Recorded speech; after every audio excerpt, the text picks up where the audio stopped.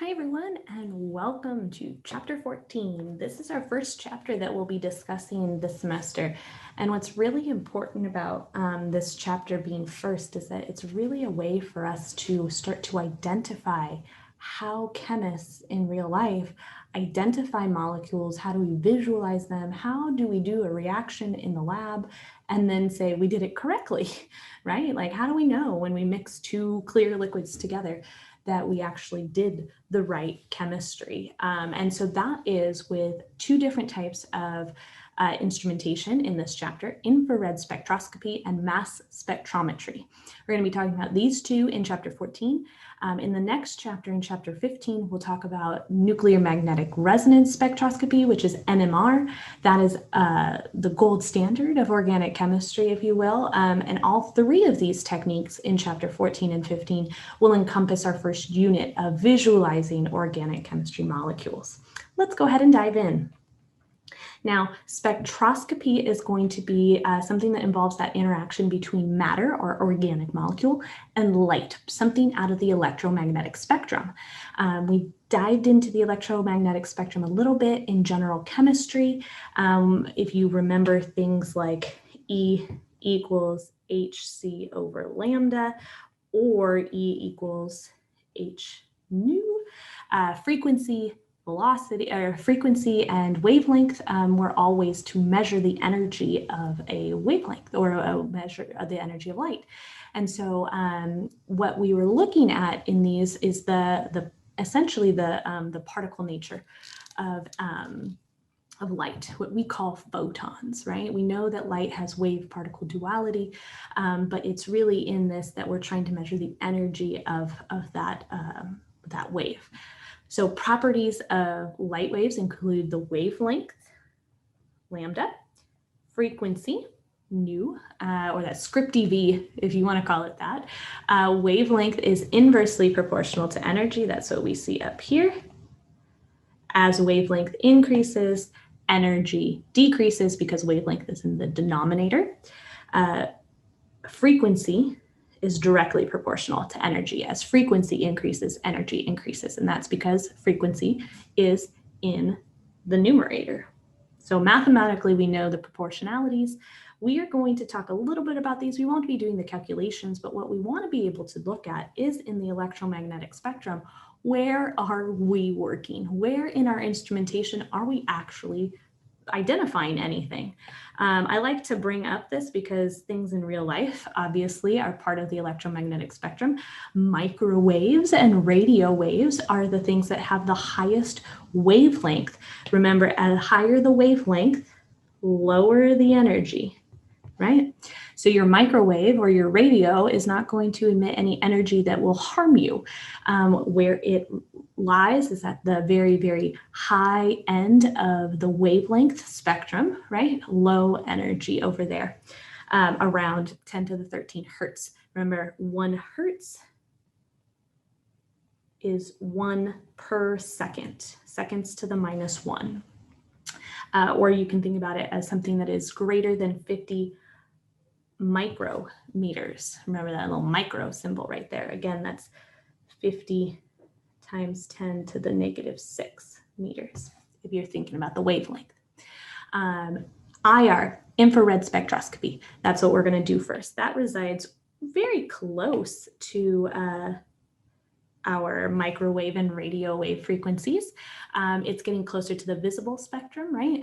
So lower wavelength, higher frequency, so therefore higher energy, right? Let's just write high energy over here. Now, when we're looking at infrared spectroscopy, we are going to be pummeling our molecule with IR radiation.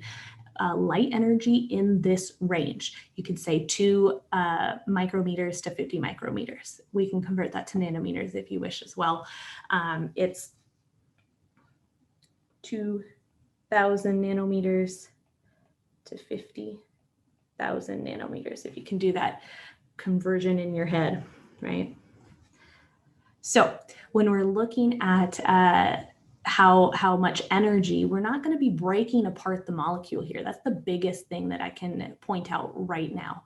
We will not breaking up the molecule in any way, shape, or form, but we will be doing something to the molecule that makes it become apparent to us. We're going to make the bonds absorb energy, wiggle and vibrate, and then when they release energy, we're going to be able to read that release of energy.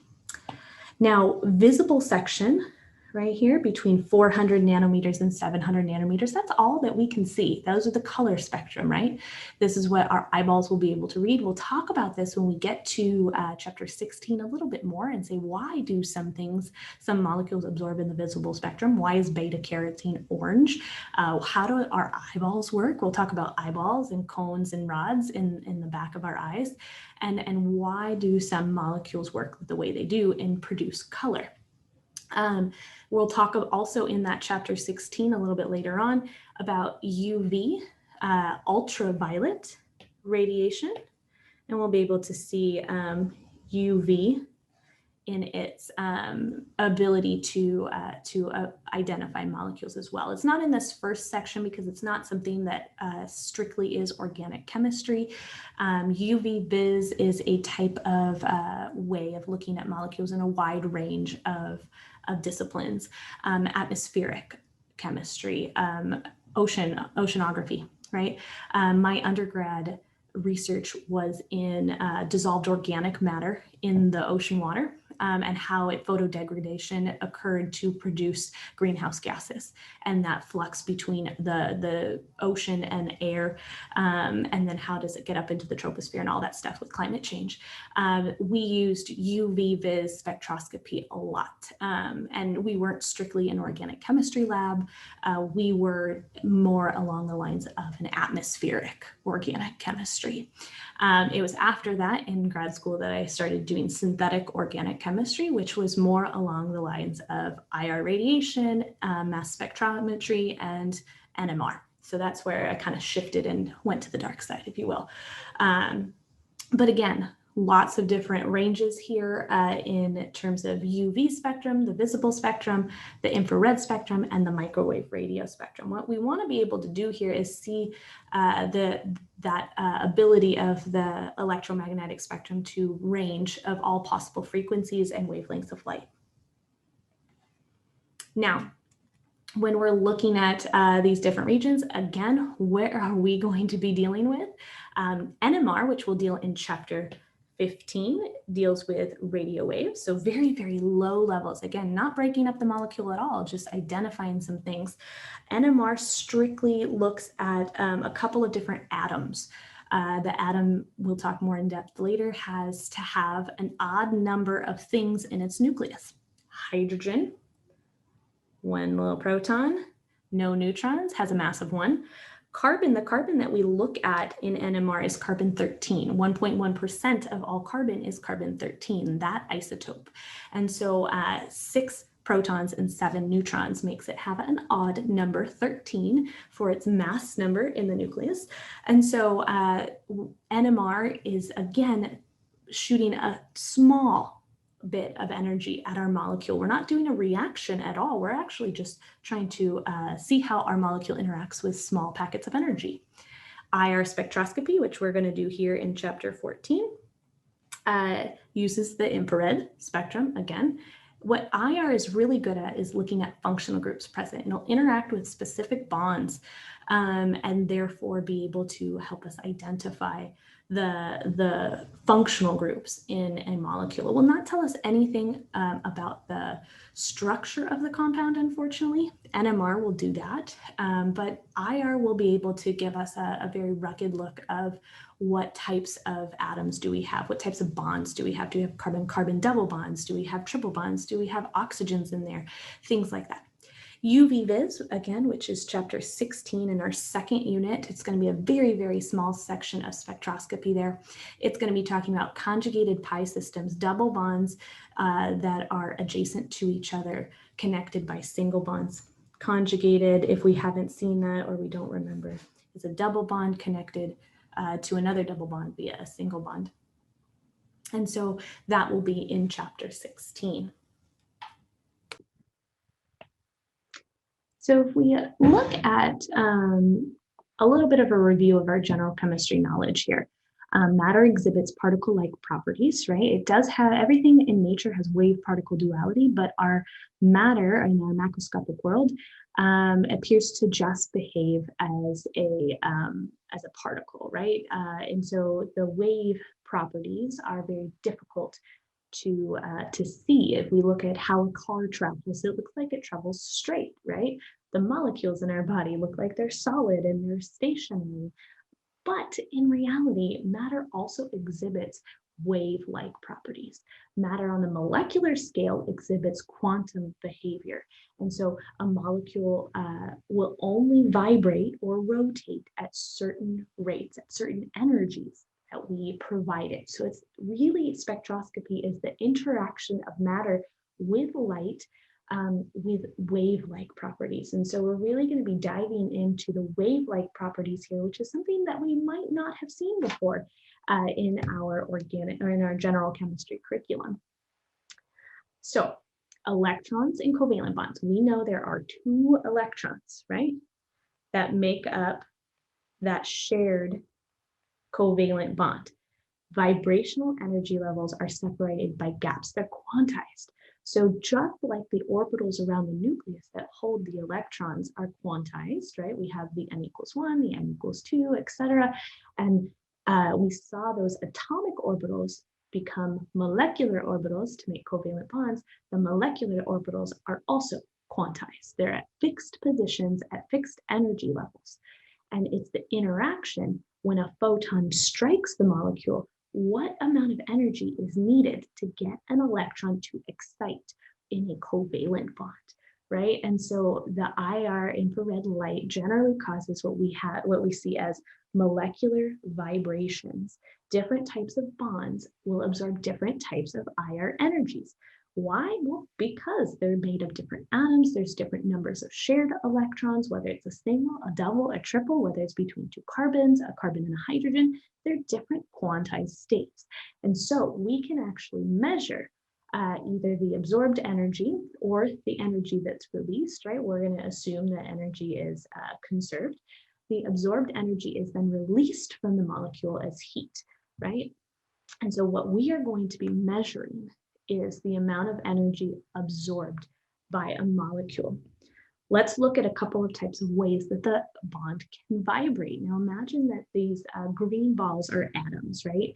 And imagine also that the bonds between them are more like springs, bendable, movable, right? It's something that we might not have thought before. Molecular bonds can vibrate and stretch by bending in a couple of different ways. A stretching vibration where they're bouncing away from each other, right? Think about this is the center of motion here, and the two atoms are pulling apart and pushing together, pulling apart and pushing together. So the bond length is slightly changing. We can see an in-plane stretching where it's more like scissors coming together and then pushing back, coming together and pushing back, or an out of plane twisting, right? So kind of like a rotation, like a merry-go-round twist. We will be focusing on mainly stretching vibrations. But again, these types of vibrations you don't need to describe. What we're just going to be able to do is see how these bonds read out on a spectrum. What happens when we hit the molecule with a whole bunch of energy? What comes out and what's typical?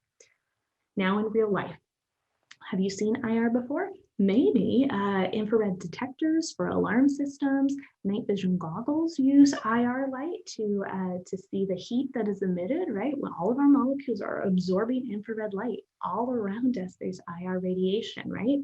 And so our bodies are absorbing that, and the molecules in our bodies are releasing it as heat. And so that's how night vision goggles actually work. There is actually some relatively new detections of breast cancer. It kind of was stumbled upon accidentally in a normal mammogram in a few years ago. I think it was probably closer to 5 to 10 years ago, where cancer cells actually multiply more rapidly than healthy cells, right? That's something that has been well known in the cancer field, the replication of cancer cells happens rapidly. And with that, what happens is there's more heat observed in the detection of certain cancers. Now, the problem here with using IR thermal imaging to detect cancer is that the cancer cells need to be relatively close to the top or the surface level of the person. It can't be too super inside of us. It has to be more dermal level. So interesting concept of being able to use IR thermal imaging, which is a non-invasive detection of cancer. It's not 100% accurate. They don't use it often. It's more of a rugged technique, but still very interesting. Now, the energy necessary to cause vibrations depends on the type of bond. We just said that depending on what kind of bond, what two atoms are in there, how many electrons are being shared, that will all change the quantized energy states. And so the change in energy is going to be dependent on a couple of things. The number of electrons being held in the bond strength is what we're going to call that, and the atoms participating in the bond. So here we have two atoms. We have carbon and hydrogen, and you can see their energy state is rather large. The change in energy between their ground state and an excited state, the next level, right?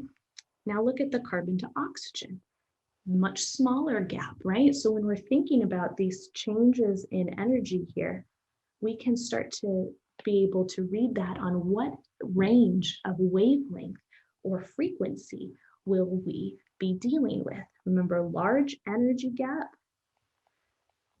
would say large frequency, but a small wavelength.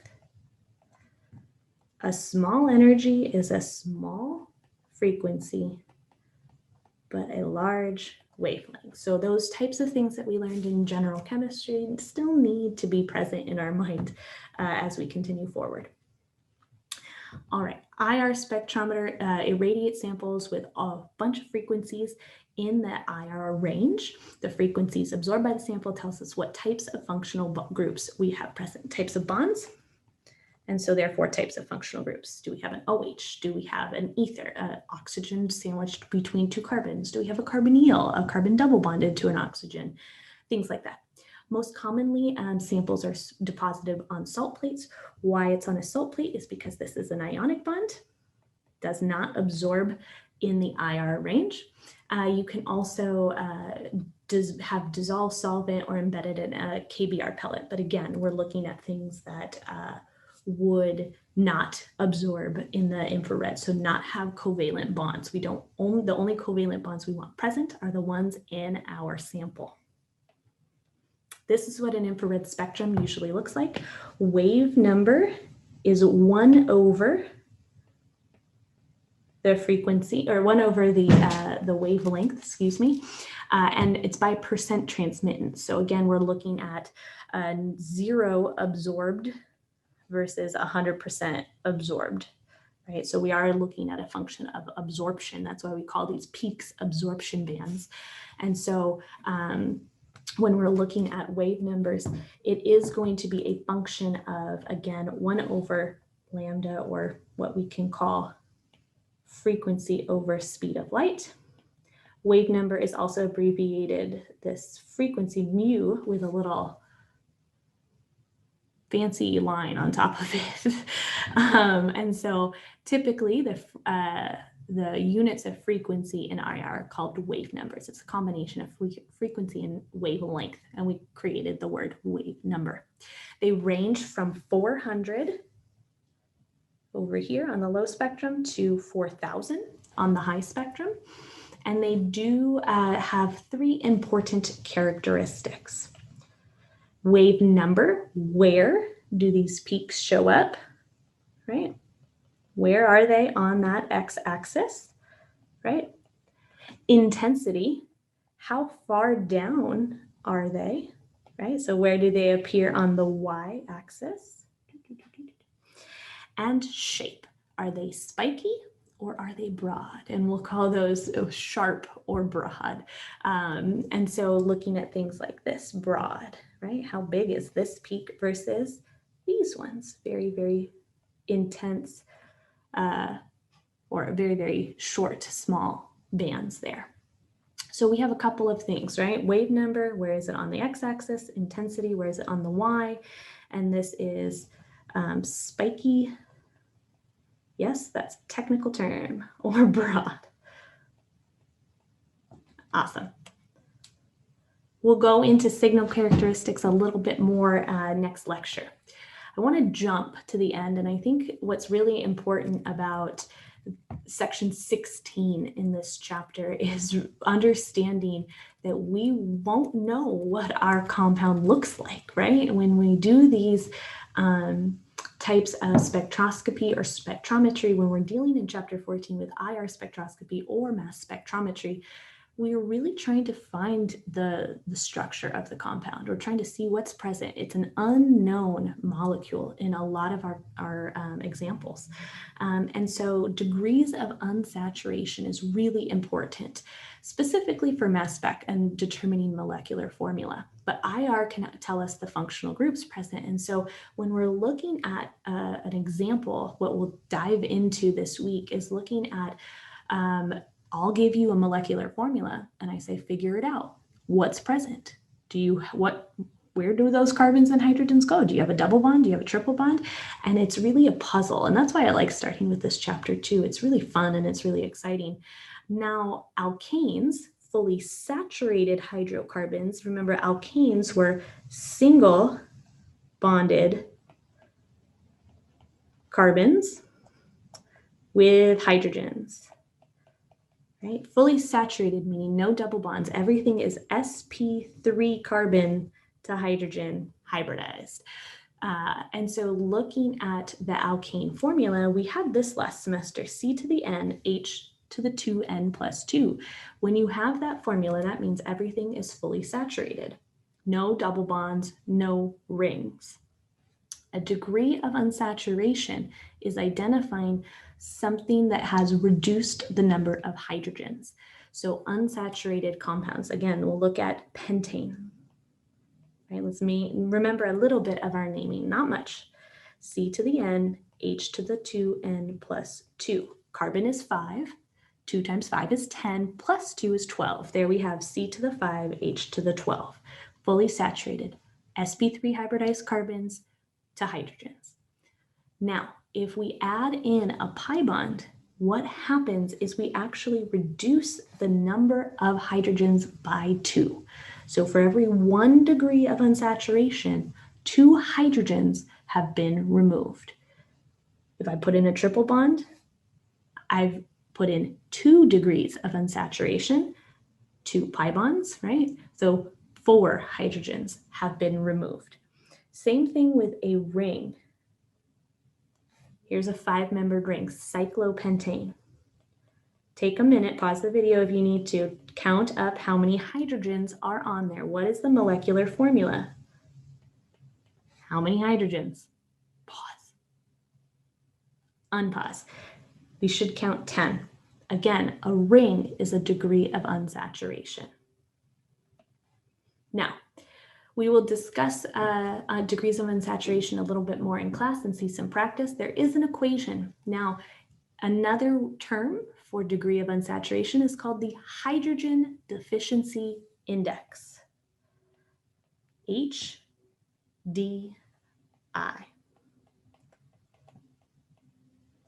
The hydrogen deficiency index is literally counting how many degrees of unsaturation do you have.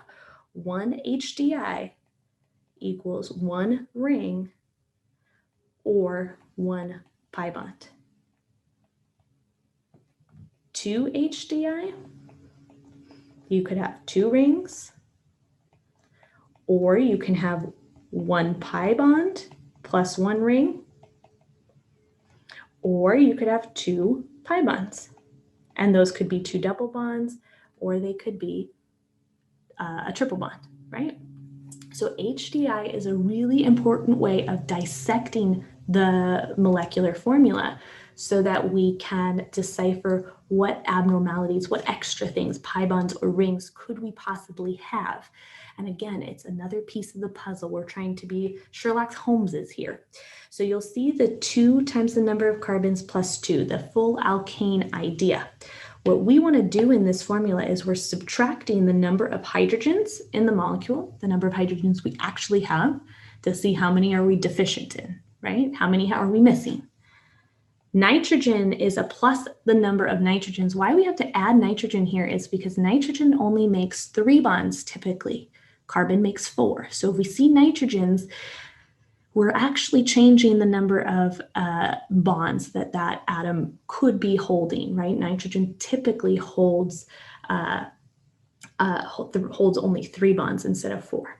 And we also subtract for halogens. Halogens are replacing hydrogens, but they're not instituting a degree of unsaturation like a ring or a pi bond. And then we divide it by 2 so that we can see the degree of unsaturation, right? For every 2 hydrogens, we have 1 degree of unsaturation. So let's practice with this guy, C4H6.